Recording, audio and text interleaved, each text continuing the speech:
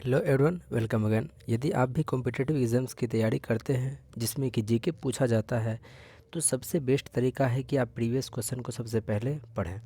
Previous question का मतलब है कि यदि हम एसएससी की बात करें, इसमें 60 से 70% जो है इसमें प्रीवियस क्वेश्चन ही पूछा जाता है।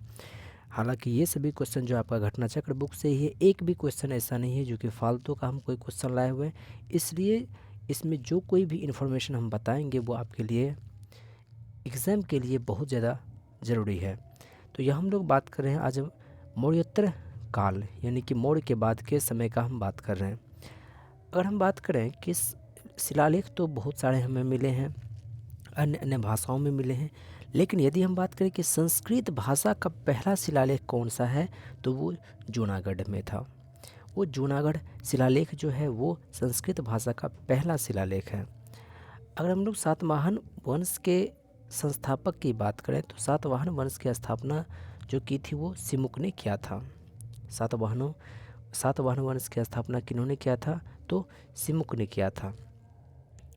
और इनके सातवाहनों के संरक्षण में ही आंध्र प्रदेश में अमरावती कला विद्यालय का विकास हुआ था। तो याद रखिएगा, सातवाहन वंश का जो है अधिकार क्षेत्र वो कहाँ रहा है, तो आंध्र के क्षेत्रों में रहा है। और इनके समय की सबसे जो इम्पोर्टेंट बात है कि अमरावती कला विद्यालय का विकास हुआ था। और सातवाहन वंश का एक महत्वपूर्ण सम्राट हुआ था गौतमीपुत्र सातकर्णी। ये किस वंश से संबंधित है, तो सातवाहन वंश से संबंधित है।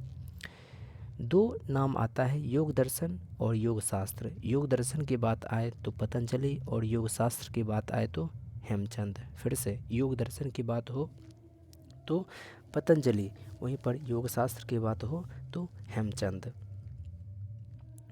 एक कला है गांधार कला, जो कि हिंद और उसमें ग्रीक यानी कि यूनानी, इन दोनों के मिश्रण को देखा जाता है गांधार कला में। और अगर हम बात करें गांधार कला को किसी धर्म से जोड़ करके, तो गांधार कला को ही बौद्ध कला कहा जाता है। महाकाल मंदिर कहाँ है, तो याद रखिएगा उज्जैन में। श्रृंगेरी मठ ये कहाँ है, तो चिकमंगलूर ज़िला में है। वहीं पर जैन मंदिर की बात करें तो वो खजुराहो में है। फिर से महाकाल मंदिर उज्जैन, श्रृंगेरी मठ चिकमंगलूर ज़िला, और वहीं पर जैन मंदिर की बात करें तो वो खजुराहो में है।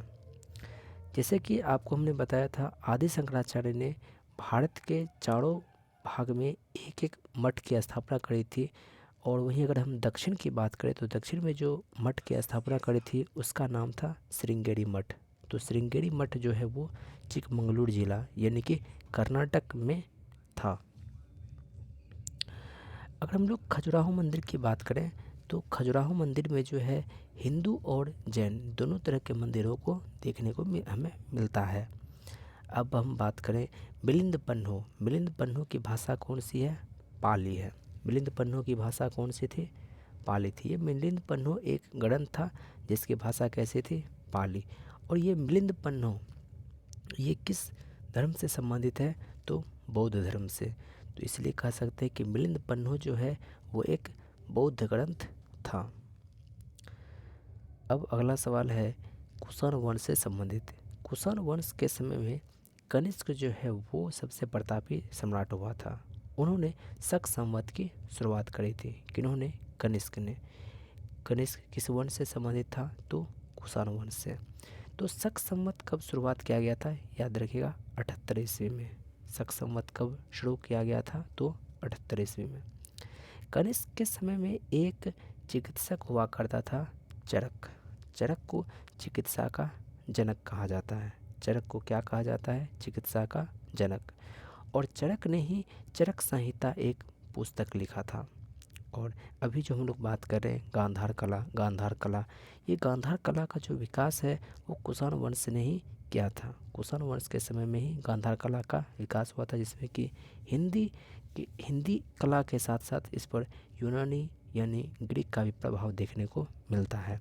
और कनिष्क भी जो था वो बौद्ध धर्म से प्रभावित था, इसलिए इसके समय में चतुर्थ बौद्ध संगीति होता है कश्मीर के कुंडल वन में, जिसकी अध्यक्षता किन्होंने करी थी, तो वसुमित्र ने करी थी। आगे कुछ पुस्तकें हैं कवि राजमार्ग, इस पुस्तक के लेखक अमोघवर्ष। कवि राजमार्ग, इस पुस्तक के लेखक कौन थे? अमोघवर्ष। वहीं पर आदि पुराण पुस्तक की बात करें तो इसके लेखक कौन थे? जिनसेन। आदि पुराण के लेखक कौन थे? जिनसेन। गणित सार सामग्री, इस पुस्तक के लेखक कौन है? तो महावीराचार्य। और वहीं पर अमोघवृत्ति पुस्तक के लेखक की बात करें तो शाकटायन। ये सभी सवाल आपके एग्जाम में पूछा हुआ है, यानी कि दोबारा पूछे जाने का पूरा चांस बनता है। विक्रम संवत की बात करें तो इसकी ये जो शुरू की गई थी 58 ईसा पूर्व में। विक्रम संवत कब शुरू किया गया था? तो 58 ईसा पूर्व में। वहीं पर कलचूड़ी संवत जो है इसकी शुरुआत करी गई थी 248 में। कलचूड़ी संवत जो है कब शुरू किया गया था? 248 में। वहीं पर गुप्त संवत जो है वो 320 ईस्वी में किया गया था। चंद्रगुप्त प्रथम के राज्यारोहण के समय में गुप्त संवत चलाया गया था, यानी कि कब? तो 320 ईस्वी में। एक कलिंग में एक शासक हुए खारवेल। कलिंग में एक शासक हुए खारवेल। अगर हम पूछे खारवेल किस वंश से संबंधित था तो याद रखिएगा चेदी वंश से संबंधित था। और ये खारवेल जो है वो किस धर्म से संबंधित था? तो जैन धर्म से। और एक अभिलेख मिला था उड़ीसा में ही, हाथी गुम्फा अभिलेख। हाथी गुम्फा अभिलेख ये किस राजा से जुड़ा हुआ अभिलेख है? तो याद रखिएगा खारवेल। तो इस तरह से ये आपका इम्पोर्टेंट ये सभी सवाल था।